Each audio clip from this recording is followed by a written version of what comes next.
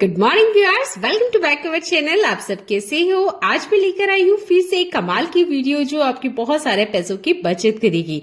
सबसे अच्छी बात यह है इस वीडियो को देखने में आपका 1 रुपया भी खर्च नहीं होगा। वीडियो को एंड तक देखिएगा। वीडियो की टिप अच्छे लगते हैं तो वीडियो को लाइक और शेयर करना बिल्कुल ना भूलें। चैनल पे पहली बार आ ही गए हैं तो चैनल को सब्सक्राइब कर लीजिएगा।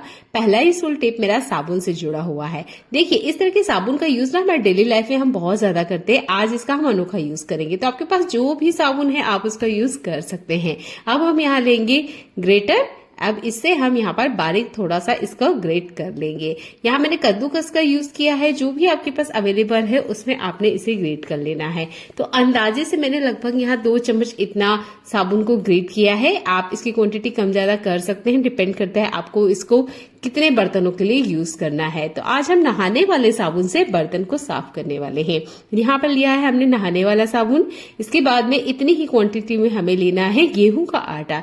ध्यान दीजिएगा, आपने यहाँ गेहूं का ही आटा लेना है। अगर आप गेहूं का आटा खाने में यूज नहीं करते हैं तो यहाँ पर आप मकई का आटा ले सकते हैं। इन दोनों को अच्छे से मिक्स करना है। दोनों की क्वांटिटी इक्वल होनी चाहिए, कुछ भी कम ज्यादा नहीं होनी चाहिए। इसके बाद में हम ऐड करेंगे नॉर्मल टैप बटर जो होता है और अच्छे से एक घोल बना के रेडी कर लेंगे। अब आप देखेंगे इसमें एक रिएक्शन होता है, ये रिएक्शन होने दीजिएगा। ये एक बहुत ही कमाल का रिएक्शन है जो आपके बर्तन पर 100% वर्क करेगा। यहाँ पर नहाने के साबुन को आप यूज करेंगे तो ज्यादा अच्छा और बेस्ट रिजल्ट आपको मिलेगा। चलिए इसका यूज मैं आपको करके बताती हूँ। जब हम चूल्हे के ऊपर खाना बनाते हैं तो ये जो हमारे बर्तन होते हैं ना बहुत ज्यादा काले हो जाते हैं। मैंने मात्रे से उठाया है और आप देख सकते हैं मेरे हाथ अभी से ही काले हो गए हैं। अब इसे अगर मैं साफ करने जाऊंगी तो हाथ पूरी तरीके से ही काले हो जाते हैं। तो कोई सा भी जो बर्तन आपने चूल्हे के ऊपर रखा है और इस तरीके से काला हो चुका है उसे साफ करने के लिए आप इस सॉल्यूशन का यूज कर सकते हैं। कोशिश कीजिएगा आप एल्यूमिनियम फॉइल पेपर को लीजिए, इससे क्लीनिंग और ज्यादा आसान हो जाती है। नहीं तो जो नॉर्मल स्क्रबर है वो भी अच्छे से काम करेगा। ये जो लिक्विड हमने बना के रेडी किया है इसमें अच्छे से बबल्स आने लग गए हैं। बस इसी स्टेप में हमें क्या करना है, अच्छे से सॉल्यूशन को इस बर्तन के ऊपर अच्छे से फैला देना है। फैलाने के बाद लगभग 3 से 4 मिनट, अभी फिलहाल में गर्मी है तो 2 मिनट का ही टाइम दीजिएगा, नहीं तो ये सूख जाएगा। आप अगर ठंड के मौसम में या बारिश के मौसम में इस ट्रिक को यूज करते हैं तो 5 मिनट का टाइम दीजिएगा। आपने अच्छे से सॉल्यूशन को बर्तन के ऊपर फैला देना है। इसके बाद में 5 मिनट इसको छोड़ दीजिएगा। जो नहाने का वाला साबुन होता है वो अच्छे से इसके ऊपर की जितनी सरफेस है उसको फुला देगा और आटा होता है वो जितनी भी गंदगी है उसको निकालने में आपकी मदद करेगा। मैंने अच्छे से फैला दिया है। 5 मिनट बाद में आके देखा। इसके बाद में अच्छे से यहाँ पर स्क्रबिंग करी। जितना भी काला जला बर्तन था वो हाथों हाथ ही क्लीन हो जाता है, क्योंकि इस तरह के बर्तनों को अक्सर कोई क्लीन करना पसंद नहीं करता होता है क्योंकि ये काले होते हैं। इसे साफ करते करते ही हमारे हाथ काले हो जाते हैं। एक बार ही स्क्रबिंग करने पर आप देखेंगे आपको पूरा 100% रिजल्ट मिलेगा। तो अंदर से तो कढ़ाई साफ ही थी, मैं पीछे वाला हिस्सा आपको दिखा रही हूँ। आप देख सकते हैं बहुत बढ़िया से अच्छे से ये कढ़ाई क्लीन हो चुकी है, क्योंकि हमारे घर में कभी ना कभी चूल्हे पर खाना बनता है। जब किचन के बर्तन बाहर जाते हैं तो ये काले हो जाते हैं, फिर साफ करने का मन नहीं करता है। और ऐसे काले बर्तन को अगर आप गैस पे रखेंगे तो आपने देखा होगा बहुत बुरी बैड स्मेल भी आती है। तो इस ट्रिक को अपनाइए और अपने बर्तनों को साफ रखिए। घर में हम घी बनाते हैं तो उस पर कोई एक्सपायरी डेट नहीं होती है, ना ही हमें पता होता है कि ये घी कब एक्सपायर होने वाला है। तो देखिए, जो घर में घी बनाया जाता है उसकी एक्सपायरी डेट होती है, हमें नहीं पता होती है पर होती जरूर है। तो इस घी को आप 6 महीने से ज्यादा मत रखिएगा। अगर इसके बाद ही आपको रखना है तो इस ट्रिक को यूज कीजिएगा। ये घी अगले 1 साल तक आराम से रखा जा सकता है, बिल्कुल खराब नहीं होगा।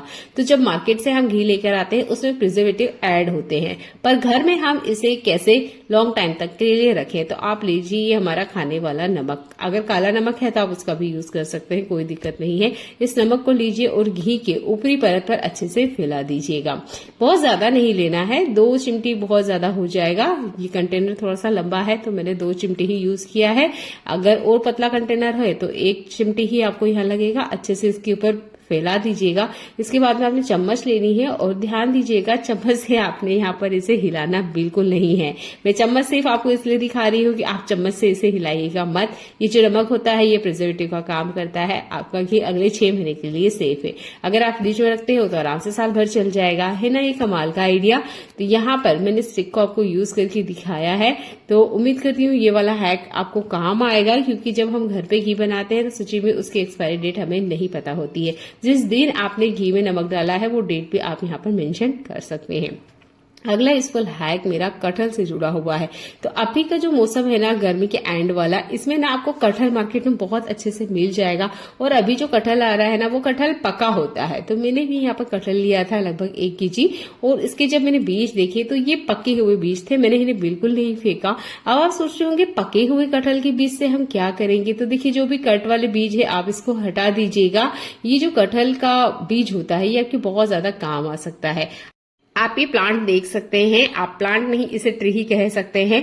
ये जो ट्री है ये मैंने अपने हाथों से लगाया है। 6 साल पहले कुछ इसी तरीके से कटहल के बीज मेरे हाथ आए थे। मैंने भी नहीं सोचा था कि इतना बड़ा प्लांट मेरे हाथों से हो जाएगा।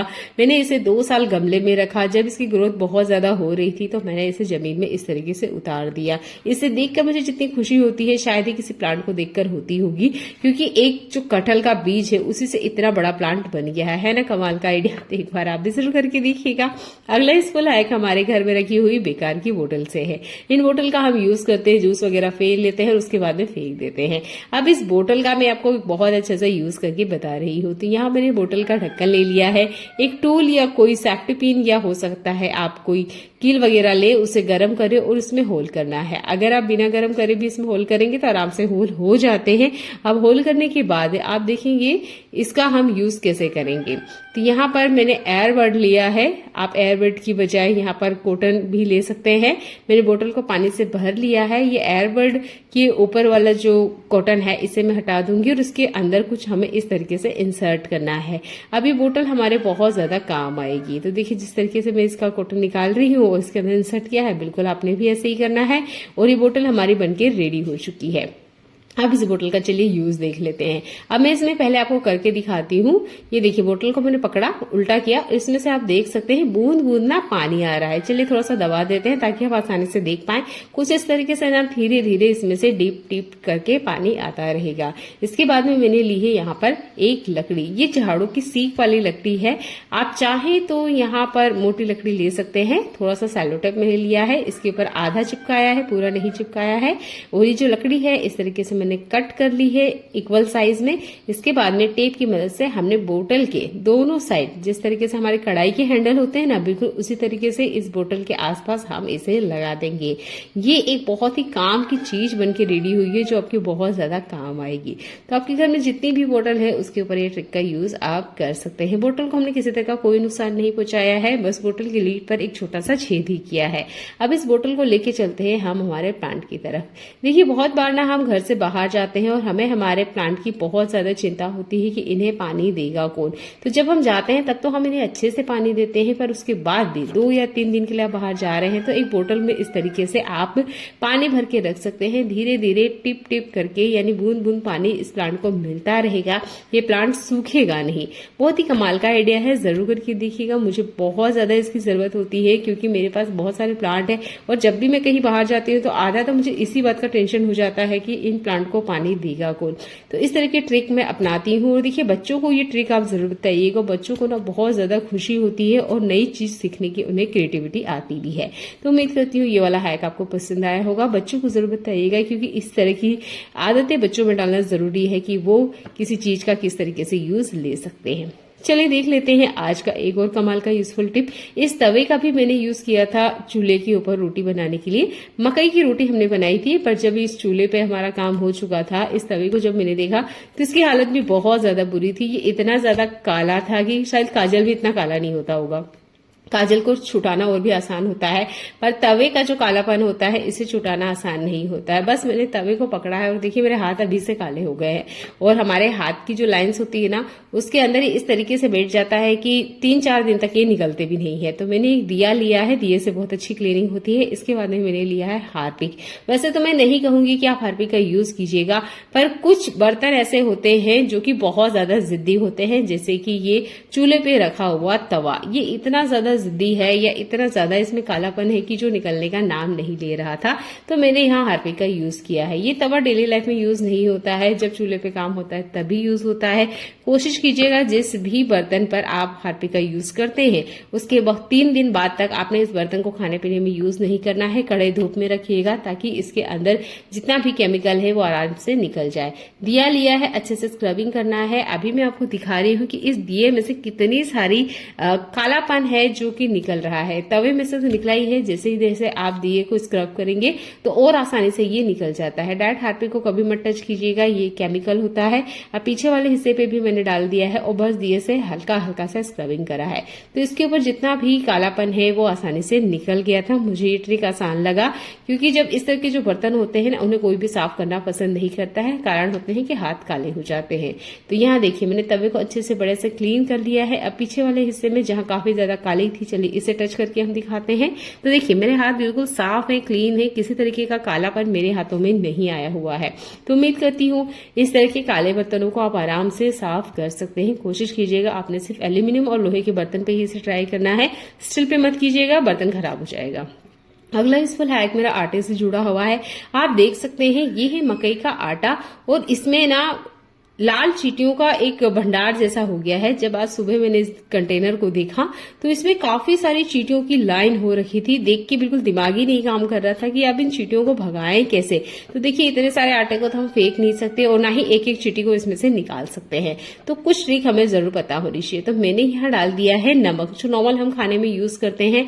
ध्यान दीजिएगा नमक सिर्फ आपने आटे के ऊपर वाली परत पे ही डालना है, अंदर तक मत मिलाइएगा, नहीं तो नमक की क्वांटिटी कम ज्यादा हो सकती है। शायद आपके अलावा कोई और बनाए तो वो और नमक डाल देंगे, जिससे आटे का स्वाद खराब हो जाता है। तो बिल्कुल जहां कॉर्नर्स लाइन से सर्कल में दिखेंगे यहीं पर मैंने नमक डाला है। जहां पर आपको व्हाइट ज्यादा दिख रहा है वहां बहुत ज्यादा चींटियां थी, इसलिए मैंने ज्यादा नमक डाल दिया था। लास्ट में मैंने इस नमक को उठा भी लिया था। तो आपने क्या करना है, कॉर्नर में साइड में जहां से चींटियां एंट्री कर रही है इस आटे में, वहां के पूरे सर्कल में कॉर्नर्स में नमक डाल देना है। अब इससे क्या होगी, जो इनकी केमिकल वाली लाइन होती है, जिस लाइन को ये फॉलो करते हैं, वो लाइन टूट जाएगी, जिसकी वजह से इसके अंदर चींटियां नहीं आएगी और जो अंदर चींटियां हैं वो जैसे तैसे बाहर निकल जाएगी, पर अंदर आने की उन्हें एंट्री नहीं मिलेगी। आधे घंटे के लिए बस आप इस कंटेनर को खुला छोड़ दीजिए, धूप में, जरूरी नहीं किचन काउंटर पे भी आप छोड़ सकते हैं, तब भी इसके अंदर की जितनी चींटियां हैं वो सारी निकल जाएगी। मैंने इसे करके देखा है, 100% वर्क करता है। देखने के लिए धन्यवाद।